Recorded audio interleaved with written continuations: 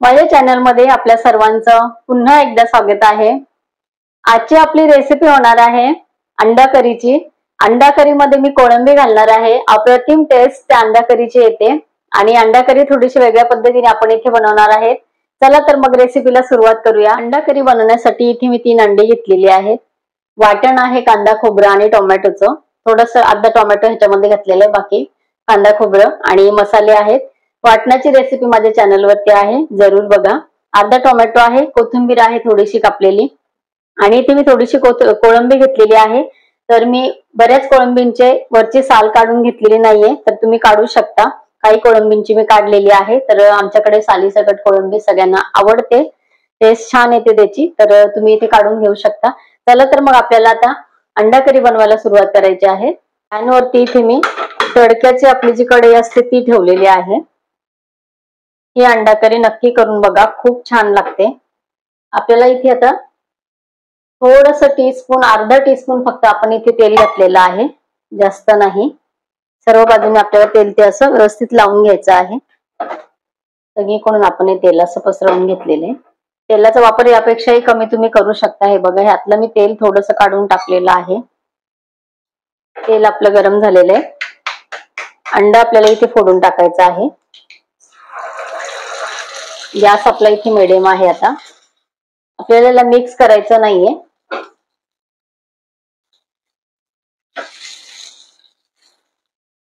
कढईमध्ये आपल्याला फक्त जेवढं पसरवता येईल तेवढंच आपल्याला इथे पसरवून घ्यायचंय।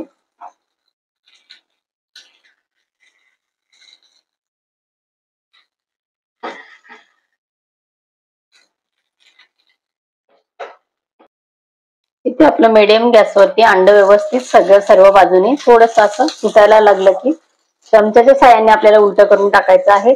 यामध्ये आपण मीठ हळद असं काही घातलेलं नाहीये, फक्त तेलामध्ये आपण अंड फोडून टाकलेलं आहे।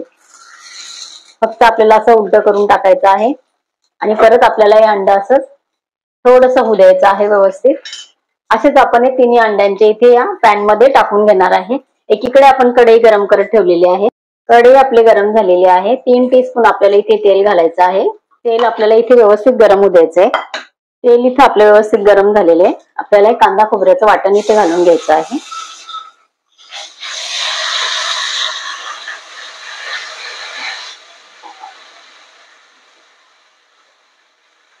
एक मिनिटभर आपल्याला हे वाटण व्यवस्थित परतवून घ्यायचंय। हे वाटण आपलं मिनिटभर छान परतवून झालेलं आहे। तर इथे आपल्याला आता 2 चिमटी टाकायचं आहे हिंग, अर्धा टीस्पून इथे हळद घातलेली आहे आणि अर्धा टोमॅटो आपण हा कापून घेतलेला आहे उभ्या स्लाइस मध्ये, तसाही कापून घ्या तुम्ही।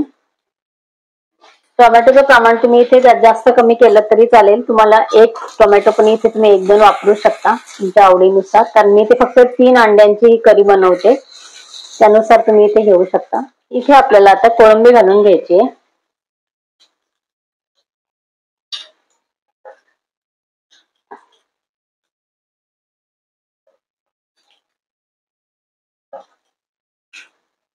मसाले आणि कोळंबी आपल्याला थोडासा कोळंबीचा कलर लाल लालसर येतो तोपर्यंत आपल्याला इथे परतून घ्यायचंय। त्यानंतर आपण इथे अजून मसाले घालणार आहोत। कोळंबी आपली इथे व्यवस्थित परतून झालेली आहे। रस्सा भाजीचा मसाला आपल्याला इथे घालायचा आहे 1.5 चमचा। तिखट तुम्ही आवडीप्रमाणे इथे घालू शकता। थोडंसं पाणी घालून आपल्याला ही कोळंबी व्यवस्थित इथे शिजवून घ्यायची। अंड्याच्या रस्स्यामध्ये कोळंबीचा हा फ्लेवर अप्रतिम लागतो, 1 नंबर ही अंडा करी लागते। आपल्याला 1 मिनिटभर याला थोडेसे झाकण ठेवून आणि शिजू द्यायचं आहे।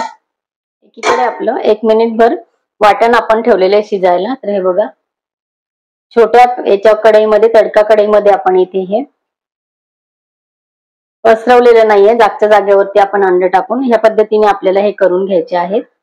एकदम छान ही अंडा करी लागते। आपला मसाला व्यवस्थित शिजलेला आहे। गरजेनुसार आपल्याला इथे पाणी घालून घ्यायचं आहे। अंडा करी आपल्याला किती घट्ट किती पातळ हवी त्याप्रमाणे आपण इथे पाणी घालून घ्यायचे। खूपही पातळ अंडा करी चांगली लागत नाही। इथे आपल्याला आता आपण जे अंडे आपले छोट्याशा तडका कढईमध्ये करून घेतलेले आहेत तर ते आपण टाकून घेतोय इथे। अंड्याचं प्रमाण तुम्ही इथे जास्त घेऊ शकता। कोळंबीचा फ्लेवर उतरलेला ही अंडा करी 1 नंबर लागते। इथे आता आपण अगोदर थोडीशी कोथिंबीर घालून घेऊ, नंतर आपण थोडीशी घालणार आहे. चवीपुरते इथे मीठ घालायचं आहे आणि एक उकळी आपल्याला इथे काढायची आहे.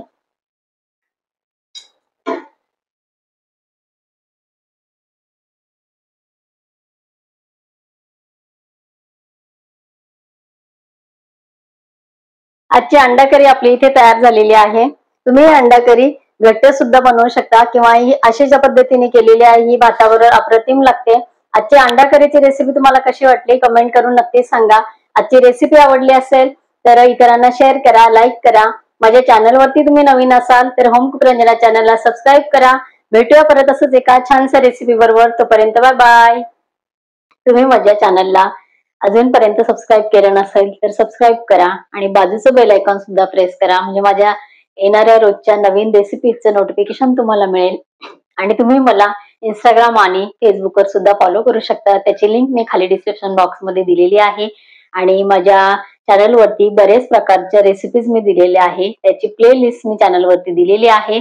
त्या प्लेलिस्टची लिंक खाली डिस्क्रिप्शन बॉक्स मध्ये दिलेली आहे. तर होम कुक रंजना चॅनलला जरूर भेट द्या.